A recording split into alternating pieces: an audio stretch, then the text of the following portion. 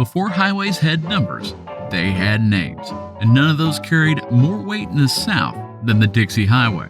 It wasn't one road, it was a network. Thousands of miles of dirt, gravel, brick, and pavement, stitched together by towns that fought to be on the map. From the Canadian border to the tip of Florida, it promised motorists they could climb into a car in Detroit or Chicago and drive themselves into the land of sunshine and orange groves. If you lived in the Midwest or the South, you've probably driven part of it. You see it on signs, maybe even live on a stretch still called Dixie Highway. But do you know its history? Today we're telling the origin story of the Dixie Highway, how it was imagined, how it was built, and how it changed America. Come with me as we go beyond the exit.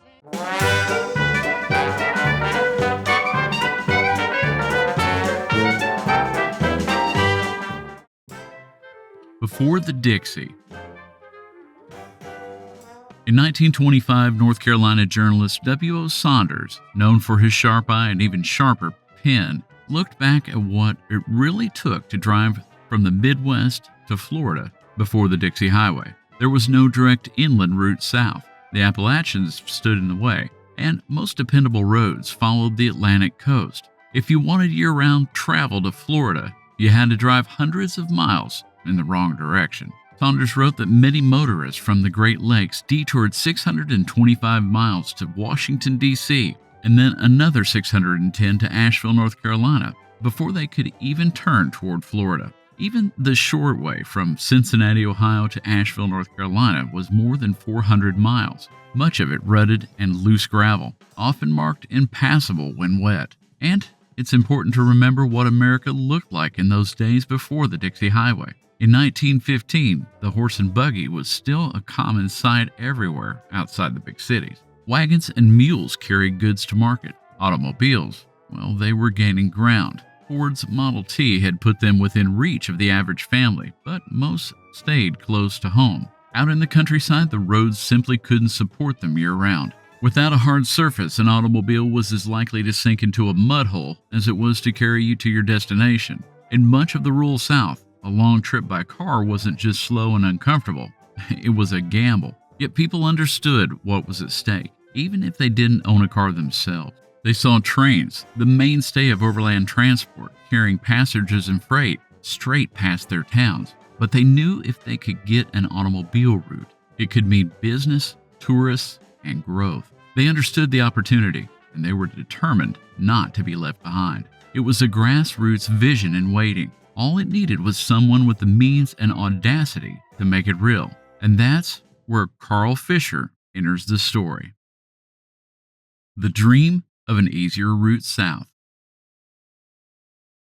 The idea came from a man who didn't think in small projects, Carl Graham Fisher. By 1914, he had quite a resume. He'd already co-founded the Indianapolis Motor Speedway and helped launch the Lincoln Highway, America's first transcontinental road. Now, he was pouring time and money into an even bolder gamble, transporting a strip of Florida mangroves into Miami Beach. Fisher knew the South could be more than a map of cotton fields and train lines. It could be a destination. But outside of the cities, the roads weren't ready. For someone like Fisher, who had made his fortune in the automotive industry already, and someone who wanted an auto-based tourism economy to take root, that had to change. But when it came to promotional ideas, Fisher was the right guy to make things happen. He had a vision, and it was deceptively simple. A continuous all-weather route from the Great Lakes to Miami. But it needed a good name, and that name needed to stir a little bit of romanticism with the South. Some of the first proposed names were Cotton Belt Highway or Dixie Peaceway, but probably the best one is the one that finally stuck, just simply the Dixie Highway.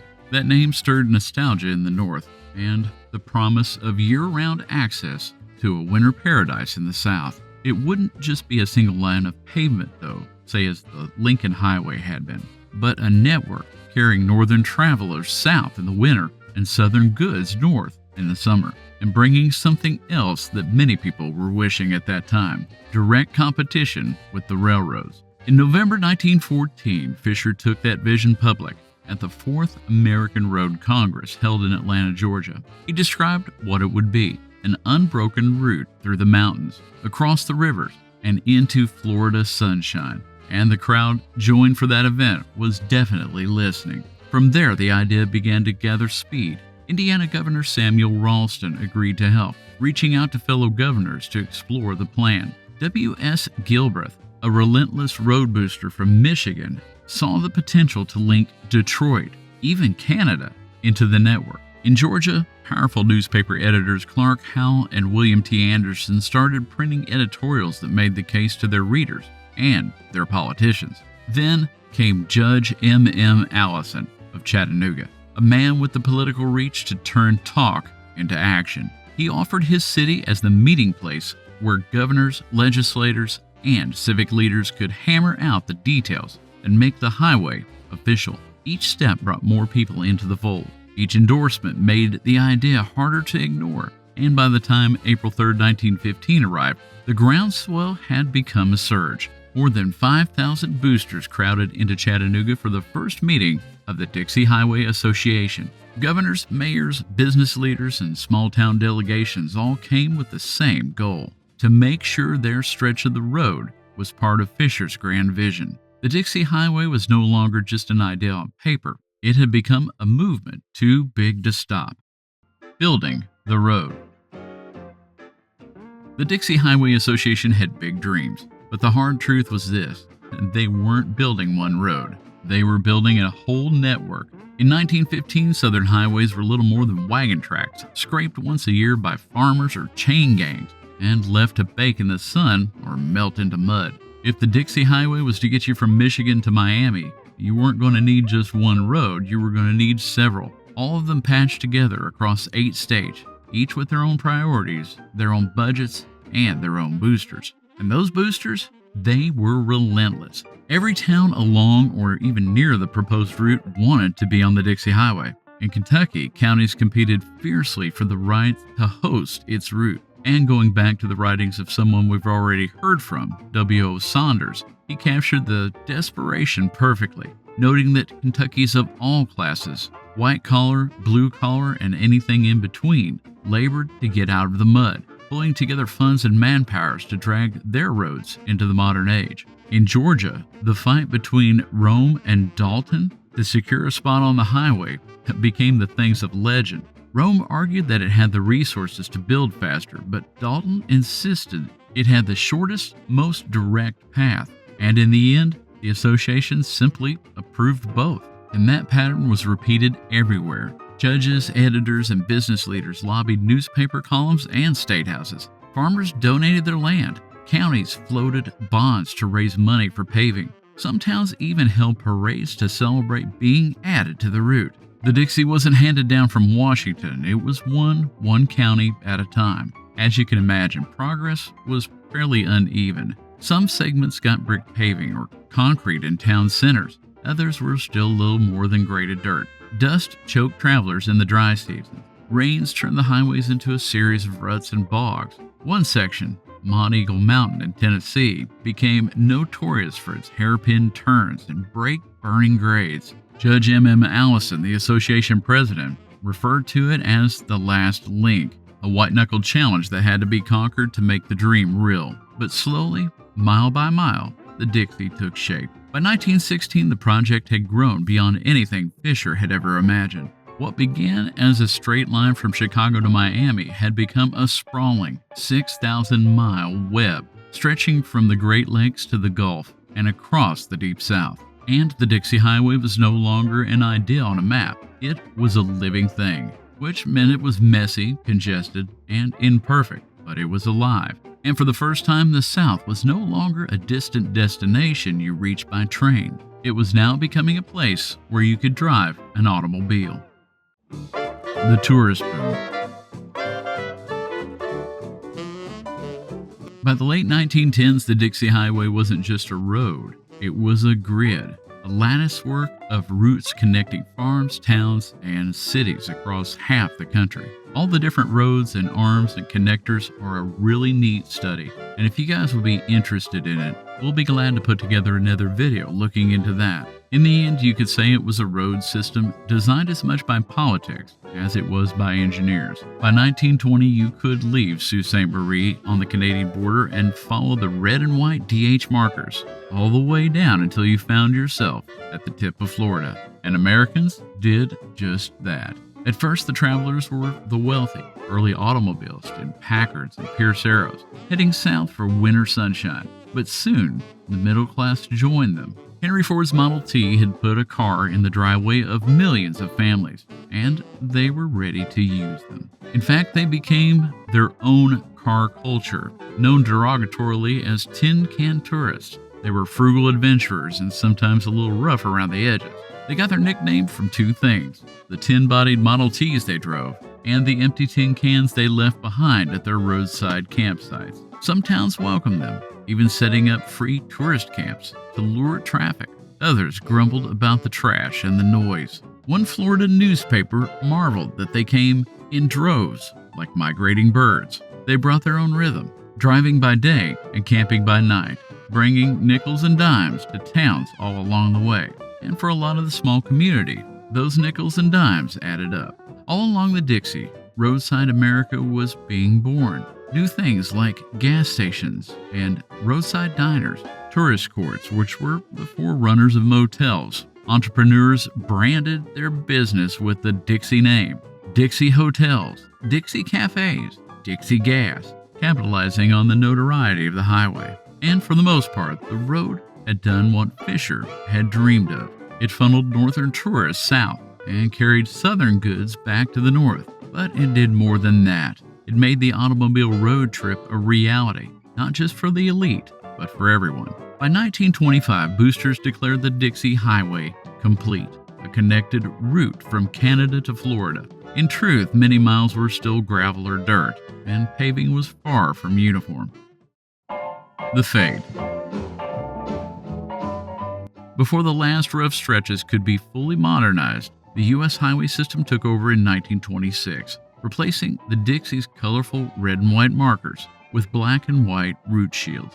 And that takeover was more than a change of signs. It was a complete remapping of the Dixie's identity. The route wasn't erased, it was carved up and renumbered. On the Eastern Division, US 25 ran south from Michigan through Ohio, Kentucky, and Tennessee. South of there, the inland spine became US 27, while the Atlantic corridor through Georgia and Florida became a part of US 1. On the Western Division, US 41 carried travelers from Chicago through Indiana, Kentucky, Tennessee, and Georgia, then down Florida's Gulf Coast. From Terre Haute, Indiana over to Indianapolis, that became a portion of US 36. From Indy all the way down to Louisville, it was US 31. But at Louisville, it did something unusual, splitting into two highways, 31W and 31E, and traveling all the way to Nashville, Tennessee, and the Cumberland River before joining back up. It could be said that the new numbered system and federal oversight brought order and consistency, something the Dixie has struggled with regularly.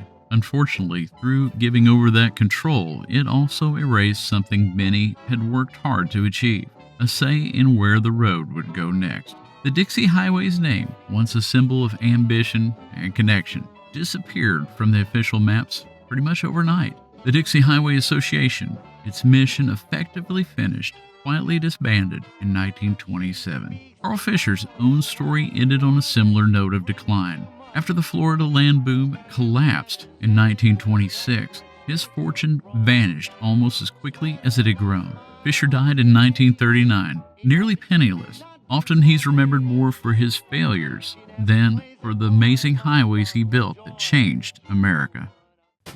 The legacy.